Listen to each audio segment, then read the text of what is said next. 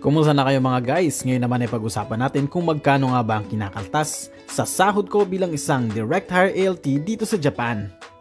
Isama na rin nga natin ang monthly expenses natin gaya ng tubig, kuryente, wifi at iba pa. At ayan na nga, unahin natin yung mga nababawas sa payroll ko. Itong unang papel ay tinatawag na Social Insurance Premium o ito yung aking pension. Ang presyo nga nito ay 27,450 kada buwan. Next ay ang Mutual Aid Premium.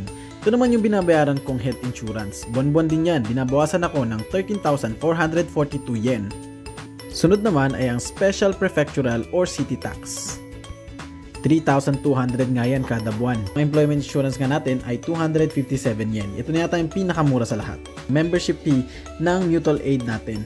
At ito nga ay 1,120 yen. At yan ang kabuuan ng lahat ng binabayaran ko na automatic dinededuct sa aking salary. At ang total nga ay 45,469 yen. Yan ay automatically po naaalis sa aking salary. At dyan na nga nagtatapos ang part 1 ng full breakdown ng ating salary, deductions at mga expenses as an ALT dito sa Japan. See you guys in the next one. Bye!